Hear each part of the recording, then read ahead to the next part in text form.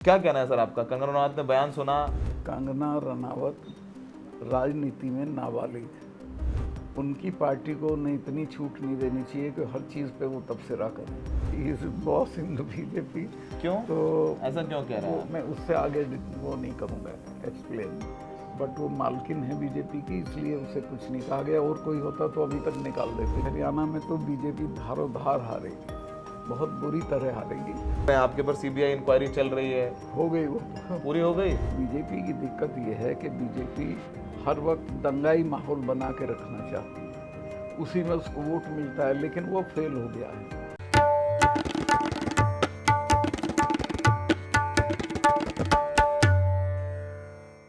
आदाब, नमस्कार, आपका स्वागत है। मैं हूं सौरभ शुक्ला और भारत की सियासत में काफ़ी कुछ हो रहा है, कुछ अच्छा और कुछ जिसको सुनकर देखकर आप हंस भी सकते हैं और अपना सर भी पीट सकते हैं।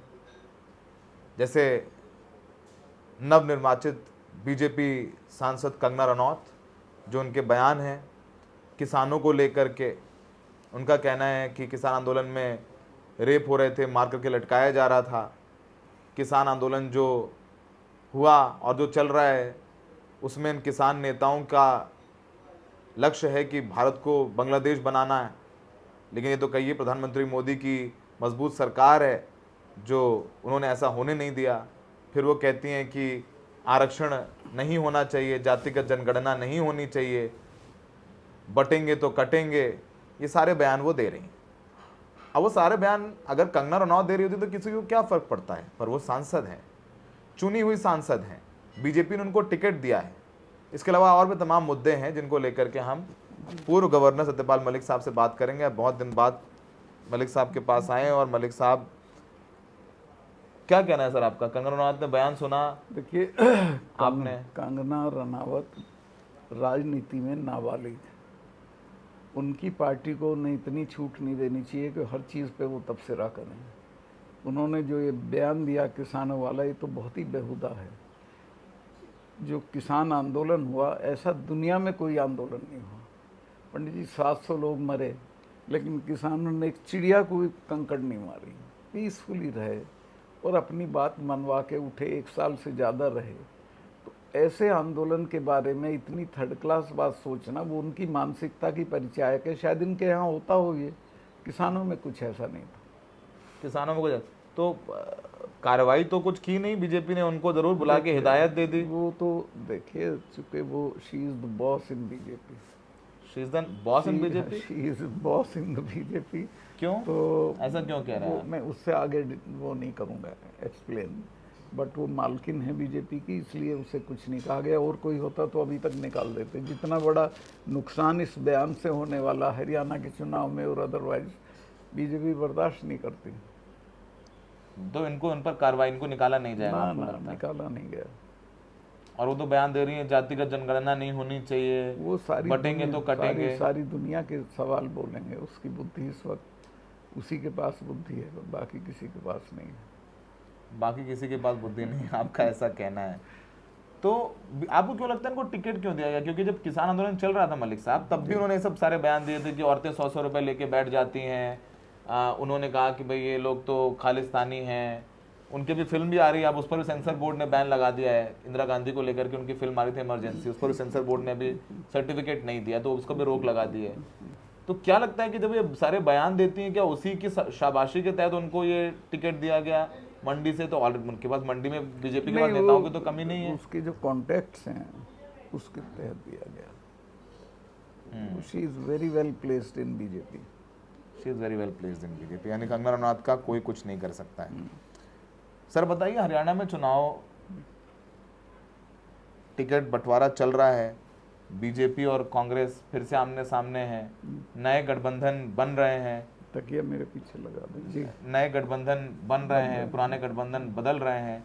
क्या आकलन आपका हरियाणा को लेकर के? देखिए, हरियाणा में तो बीजेपी धारोधार हारेगी, बहुत बुरी तरह हारेगी, और 100% कंफर्टेबली कांग्रेस की सरकार बनेगी। और मैं खुद जाऊंगा कैंपेन करने। मेरा वहाँ बहुत, मेरे मामा वहीं हैं, मैं वहीं पैदा हुआ था चरखी दादरी में, तो मेरा बहुत संपर्क है। और मैं सारा लोक दल मैंने ही बनाया था, मैं गांव गांव गया था, मेरी बहुत पकड़ है और मैं जाऊंगा, कैंपेन करूंगा इनके खिलाफ।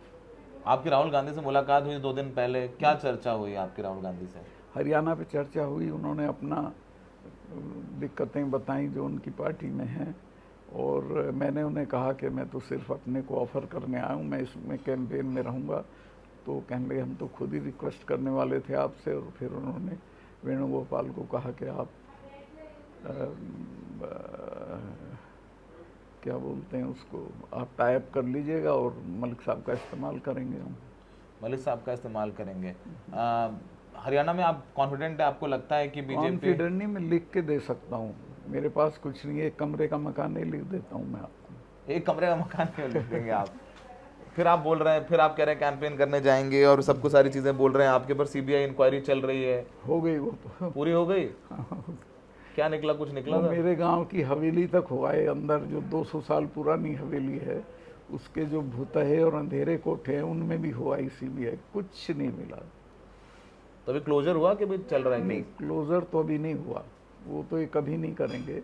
पर दिलचस्प बात यह है कि जो विसिल ब्लोअर है, जिसने शिकायत की थी, उसकी तो सीबीआई हो गई, और जिनकी शिकायत की थी उनको आज तक कुछ नहीं कहा गया। नहीं, उनकी जिनकी शिकायत की थी उनका नाम तो राम माधव है। आप उस वक्त गवर्नर थे, मुझे याद है, और आपने हमारे इंटरव्यू में बातें बोली थी वो सारी। तो राम माधव तो पहले बीजेपी से चले गए थे, उनको वापस बीजेपी लेकर के आई है, जम्मू कश्मीर का इंचार्ज बना दिया है, उनको तो मजबूत बना रही है बीजेपी। क्या लग रहा है राम माधव को क्यों वापस लेकर के आए वो? उसको इसलिए आए हैं कि चूंकि बीजेपी को वहाँ बहुत बुरी हार दिख रही है, तो उनको महबूबा से समझौता करने की उनके जहन में है चुनाव के बाद, और उसमें राम माधव ही इंस्ट्रूमेंटल थे पहले। तो राम माधव को इसलिए लाए कि वो महबूबा से साथ लेंगे। अच्छा, तो आपको लगता है कि बीजेपी चुनाव के बाद, जैसे पिछली बार अलायंस हुआ था जी महबूबा और बीजेपी का 2014, मुझे लग रहा है 2014 में चुनाव थे। जी। तो क्या लग रहा है इस बार भी वापस से यहाँ पर अलायंस करेंगे? राम माधव उसमें एक भूमिका निभा सकते हैं, आपको ये लगता है? या फिर चुनाव के बाद जो सरकार बनेगी उसमें भूमिका अदा कर सकते हैं वो। जम्मू कश्मीर में चूंकि आप गवर्नर रहे हैं, आपके तमाम लोग वहाँ जान पहचान वाले हैं, जम्मू कश्मीर के चुनाव को लेकर आपका क्या कहना है? जम्मू कश्मीर में तो कांग्रेस और इनका जो अलायंस हुआ है उमर का, ये कामयाब होगा। ये कामयाब होगा आपको लगता है? जम्मू में बीजेपी अच्छा कर पाएगी? जम्मू में बीजेपी कहीं अच्छा नहीं करेगी। जम्मू में बीजेपी की बहुत खराब स्थिति है। बीजेपी कह रही है हमने तो बहुत काम किया श्रीनगर में। उन्होंने भ्रष्टाचार के अलावा कोई काम नहीं किया, और श्रीनगर में तो उनका कुछ उठता ही नहीं है। मनोज सिन्हा साहब कह रहे हैं कि हमने तो देखिए, मनोज सिन्हा साहब ने ये काम किया, मुझे नहीं कहना चाहिए। इतनी बदनामी वहाँ गवर्नर हाउस की हो चुकी है कि जितने व्हीलर डीलर हैं यूपी के, सब घुसे रहते हैं उसमें, खास तौर से गाजीपुर के ठेकेदार। आप कह रहे हैं मनोज से बड़ा आरोप लगा रहे हैं आप?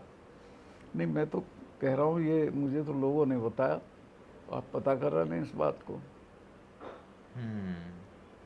तो राम माधव साहब का कुछ नहीं हुआ?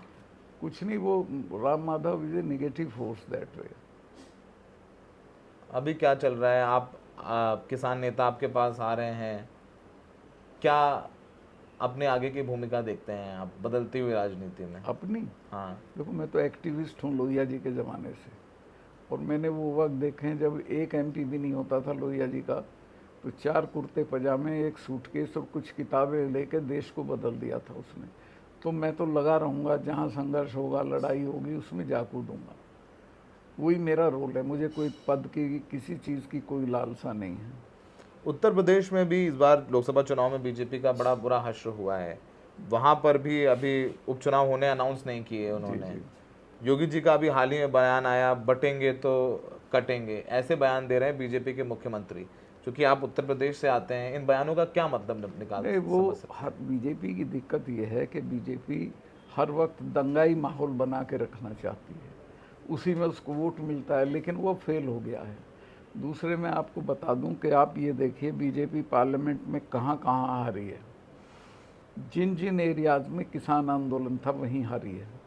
सारा राजस्थान का वो हिस्सा, गंगानगर से लेके और भरतपुर तक, जहाँ किसान आंदोलन था, किसान थे, झुंझुनू, सीकर, चूरू, सब जगह हारी है। इसी तरह हमारे यहाँ वेस्टर्न यूपी, इसी तरह हरियाणा। तो किसान आंदोलन से लड़के कोई चुनाव नहीं जीत सकते आप। कोई चुनाव नहीं जीत सकते हैं।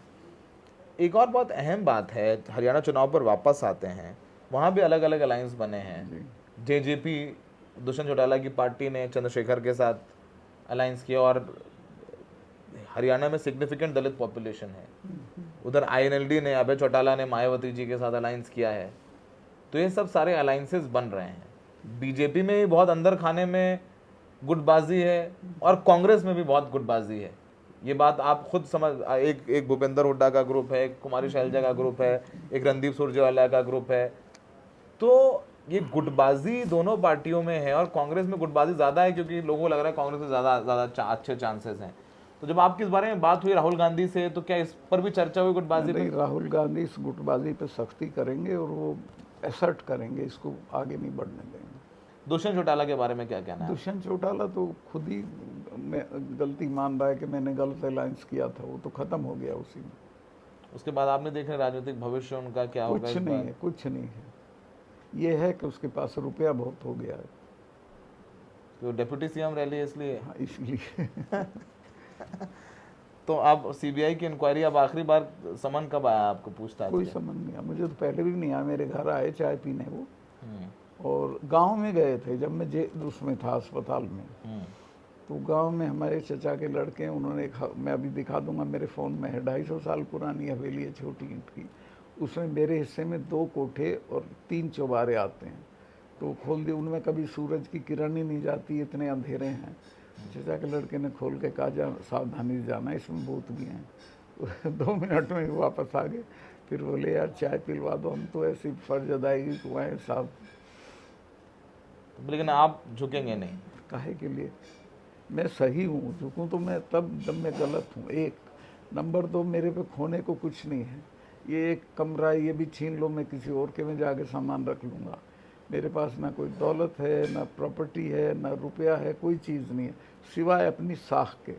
ये है कि भाई ये आदमी बोलेगा सही बात जब ज़रूरत पड़ेगी। अब कोई इधर से फोन फान बीजेपी के कुछ बड़े नेता नहीं बोलते मलिक साहब थोड़ा शांत रहो, जो बोलना था बोल दिया, हो गया? मुझे आखिरी बार जब मैं इधर शिफ्ट किया,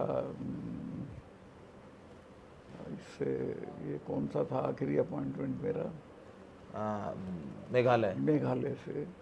जब मैं मेघालय जाने के लिए मुझे आना पड़ता था गुवाहाटी, गुवाहाटी से दिल्ली, तो रास्ते में मुझे अमित शाह साहब का फ़ोन आया और उन्होंने कहा, सतपाल तुम ये किसानों वाला और ये सब करके अब बहुत पर्सनल हो रहे हो पीएम के लिए, क्या हो गया, किसने गलती, आपको तो इतना सम्मान दिया, ये दिया। मैं कहा, देखिए ये तो मैं आपको बताऊंगा नहीं, मेरे और पीएम के बीच की बात है। लेकिन वो खुद फ़ोन कर के, और मैंने जहाँ जहाँ भ्रष्टाचार की शिकायत की उन सबों को उन्होंने सपोर्ट किया और मेरे ट्रांसफ़र किए, इतने के जो सरकारी कर्मचारी के भी नहीं होते हैं। तो वो चोट है मुझे और मैं उसे भूलूंगा नहीं कभी। उसके बाद से कोई बात नहीं हुई? ना फिर उनका आया ना मैंने किया। फिर सीबीआई आई? फिर सीबीआई तो आनी। तो अब कब जा रहे हैं हरियाणा? आप हरियाणा में अभी तो 1 तारीख को करनाल में पूरे हरियाणा के सिखों का एक कन्वेंशन है जो मेरा सत्कार कर रहे हैं, उसमें जा रहा हूँ। तो मलिक साहब कह रहे हैं कि उनकी मुलाकात राहुल गांधी से हुई 2 दिन पहले, वो बीजेपी के खिलाफ प्रचार करेंगे और कह रहे हैं कि कंगना नाबालिग हैं राजनीति में। She should not be allowed in politics. जो पार्टी उनको कर रही है उनका बहुत नुकसान होने वाला है। बीजेपी का नुकसान होने वाला है, मलिक साहब का कहना है। हमें देखने के लिए बहुत बहुत शुक्रिया।